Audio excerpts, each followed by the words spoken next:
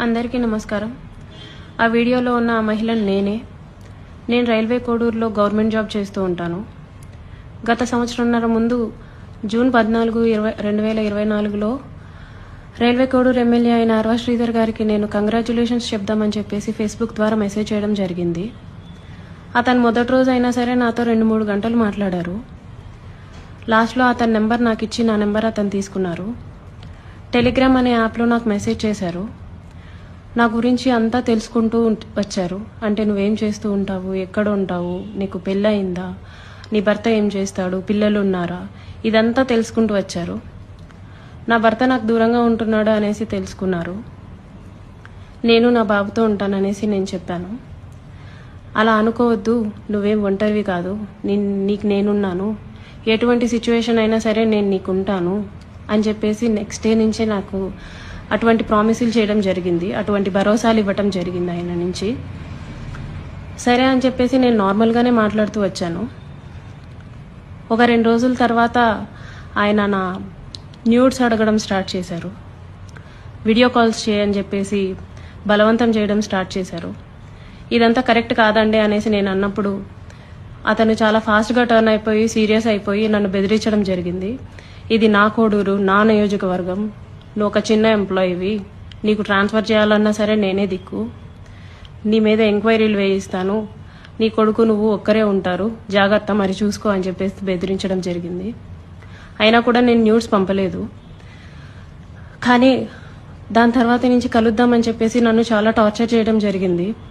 కలుస్తావా లేదా అని చెప్పేసి బెదిరించడం జరిగింది. నేను కలవను అని చెప్పేసి జూన్ 14 నుంచి ఒక 20 రోజుల దాకా నేను అసలు కలవను అని చెప్పేసి భయపడుతూనే చెప్పాను. భయపడుతూనే నేను ఇగ్నోర్ చేస్తూ వచ్చాను. ఆయన ఒకసారి అన్నారు, నీ కొడుకు నువ్వు ఒంటరిగా ఉంటారు, చూసుకో, నీ కొడుకు ఏమైనా అయితే నన్ను అడగద్దు అనేసి భయపెట్టడం జరిగింది. సరే అని చెప్పేసి నేను జూలై 9, 2024లో ఫస్ట్ టైం కలిశాను అతన్ని. ఆయనే వచ్చేసి కారులో మా ఇంటి దగ్గరికి వచ్చి పిక్ చేసుకొని కడప రూట్ వెళ్దాం, కడప దాకా వెళ్దాం అనేసి చెప్పారు. ఏం మాట్లాడాలి అనేసి నేను అడిగాను. ఏమొద్దు, ఏం మాట్లాడొద్దు, కడప దాకా వెళ్దాం అనేసి చెప్పారు. కడప దాకా వెళ్లకుండానే రాజంపేట దగ్గర ఏదో పల్లె దగ్గర ఆపేశారు. మొత్తం డార్క్గా ఉంది ప్లేస్.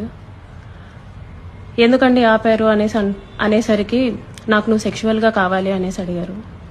లేదండి, నేను సెక్షువల్గా కుదరదు, నేను అలాంటి దాన్ని కాదు అనేసి చెప్పాను. నేను అలా చెప్పేలోపే నా ప్రైవేట్ పార్ట్స్ని టచ్ చేయటం, నన్ను బలవంతంగా దగ్గరికి తీసుకోవడం లాంటివి జరిగాయి. నేను కార్ డోర్ ఓపెన్ చేయడానికి ట్రై చేశాను. అతను నా జుట్టు పట్టుకొని వెనక్కి లాగేసి నన్ను గట్టిగా కొట్టారు. 2-3 సార్లు కొట్టారు. చాలా గట్టిగా కొట్టి కార్ సీట్ని అడ్జస్ట్ చేసేసి నా మీదకి వచ్చేసి నన్ను చాలా బలవంతంగా రేప్ చేయడం జరిగింది. నేను అరవడానికి ట్రై చేస్తుంటే నన్ను చాలా గట్టిగానే కొడుతూ వచ్చారు. అలా నా మీద ఫస్ట్ అటెంప్ట్ జరిగింది.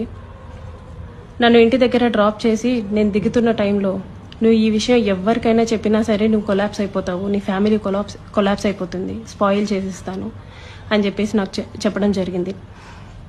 నేను ఆ భయంతో నేను వెళ్ళిపోయాను, ఇంటికి వెళ్ళిపోయాను. నేను మా బాబే ఉంటాము. నెక్స్ట్ డే కూడా ఆయన కలుద్దాం, మాట్లాడాలి అని చెప్పేసి బెదిరిస్తూ వచ్చారు. అలా నాకు ఆగస్ట్ ఎండింగ్లో నా ఫస్ట్ ప్రెగ్నెన్సీ అతని వల్ల వచ్చింది. ఈ విషయం నేను అతనికి చెప్పాను. చెప్తే అబార్షన్ చేయించుకో వెంటనే అనేసి అన్నారు.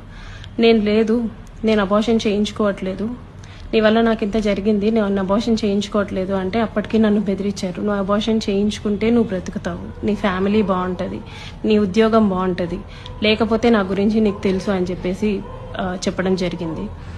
నేను అబార్షన్ చేయించుకోను, ఎట్టి పరిస్థితుల్లో అబార్షన్ చేయించుకోను అనేసి నేను వాదించాను. ఒక 2-3 సార్లు 2-3 రోజులు నన్ను బాగా బెదిరించి తర్వాత అష్యూరెన్స్ ఇచ్చారు. సరే, నీ భర్తకి నువ్వు విడాకులు ఇచ్చేసి నేను నిన్ను పెళ్లి చేసుకుంటాను, మీరు ఎలాగా దూరంగానే కదా ఉంటారు, నేను నిన్ను పెళ్లి చేసుకుంటాను, నీ భర్తకి నువ్వు విడాకులు ఇచ్చేసి అనేసి అన్నారు. అప్పటికి నేను ఒప్పుకోలేదు. అబార్షన్ చేయించుకో, ఇది అయితే ఫస్ట్ అబార్షన్ చేయించుకో అని చెప్పి నమ్మించడానికి నేను నిన్ను పెళ్లి చేసుకుంటాను అనేసి నాకు చెప్పారు. నేను చాలా రోజులు చేయించుకోలేదు. అలా ఒక 2 months నాకు ప్రెగ్నెన్సీ ఉంది. దాని తర్వాత ఇంకా ఆయన కంటిన్యూస్గా బెదిరిస్తూ ఇంటికి వచ్చి కొడుతూ చేయించుకుంటావా లేదా అని చెప్పేసి టార్చర్ చేస్తూ ఫైన్ డే నేను అబార్షన్ చేయించుకున్నాను. ఆయన మాటలు నమ్మి నన్ను పెళ్లి చేసుకుంటానని ఆయన ఇచ్చిన అష్యూరెన్స్ని నేను నమ్మి నేను అబార్షన్ చేయించుకున్నాను. ఇలా ఈ 1.5 yearలో నాకు 5 అబార్షన్స్ అయ్యాయి ఆయన వల్ల. ఎప్పుడూ మా ఇంటికి రావటం, నాకు ఇష్టం లేదు అని చెప్పినా సరే నన్ను బలవంతంగా బయటికి తీసుకెళ్ళో లేకపోతే ఇంట్లోనో నన్ను కొట్టి మా వాళ్ళని బూతులు తిట్టి చాలా రకంగా నన్ను సెక్షువల్లీ అటెంప్ట్ చేయడం జరిగింది. నాకు తెలియని విషయం ఏంటంటే ఆయన నాకు తెలియకుండా మా వాళ్ళ నెంబర్స్, మా వాళ్ళ కాంటాక్ట్ డీటెయిల్స్, ఇంటి అడ్రస్లు ఇవన్నీ కనుక్కొని నా భర్తకి కాల్ చేసి నువ్వు ఆ పిల్లకి విడాకులు ఇవ్వాలి, విడాకులు ఖచ్చితంగా ఇవ్వాలి, లేకపోతే నిన్ను, నీ ఫ్యామిలీని, నీ కొడుకుని ఎవరిని వదలను, అందరినీ చంపేస్తాను అనేసి బెదిరించడం జరిగిందంట. ఇది నాకు తెలీదు, ఈ విషయం నాకు తెలీదు. నా భర్త నన్ను తర్వాత కాల్ చేసి అసలు ఏం జరుగుతుంది అక్కడ అనేసి అన్నారు. ఇలా జరుగుతుంది అనేసి నేను మా ఇంట్లో వాళ్ళకి చెప్పాను. ఇలా రోజు ఇంటికి వస్తున్నాడు, నన్ను కొడుతున్నాడు, నన్ను టార్చర్ చేస్తున్నాడు, ఫిజికల్లీ నన్ను చాలా వాడుకుంటున్నాడు అనేసి నేను చెప్పి ఏడ్చాను. వాళ్ళందరూ నాకు దూరం అయిపోయారు. నీ ఇష్టం వచ్చింది నువ్వు చేసుకో అనేసి నన్ను తిట్టేసి నాకు చాలా దూరం అయిపోయారు. మేము ఇంకా నీతో మాట్లాడడం అని చెప్పి నన్ను వదిలేయడం జరిగింది. ఇదంతా ఆయన ప్లాన్డ్గానే చేసినట్టున్నారు. మా వాళ్ళందరినీ నాకు దూరం చేయాలి అన్న ఒక ఉద్దేశంతో చేసినట్టున్నారు. వాళ్ళందరూ నన్ను దూరంగా వదిలేశారు. మా ఆయన మా బాబుని తీసుకెళ్ళిపోయాడు. నేను ఒక్కదాన్నే ఉంటూ వచ్చాను. గత 6 నెలలుగా నేను ఒక్కదాన్నే ఉంటూ వచ్చాను. నేను నా ఒంటరితనాన్ని, నాకు పేరెంట్స్ లేరు, అమ్మ నాన్న లేరు అడగడానికి చేయడానికి, అమ్మ నాన్న లేరు. అతను నాకు అష్యూరెన్స్ ఇస్తూనే వచ్చాడు, మ్యారేజ్ చేసుకుంటాను ఎక్సెట్రా అని చెప్పి.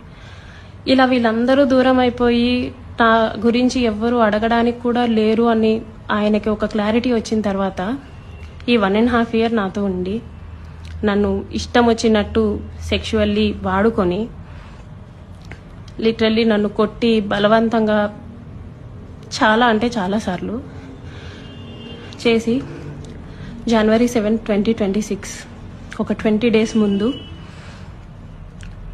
నేను నిన్ను పెళ్లి చేసుకోను, నువ్వేం చేసుకుంటావో చేసుకో, నీ ఇష్టం వచ్చింది చేసుకో, నీ దిక్కున్న చోటు చెప్పుకో, నీ గురించి ఎవడొస్తాడో నేను చూస్తాను, నేను మాట్లాడతాను అనేసి నాకు చెప్పడం జరిగిందండి.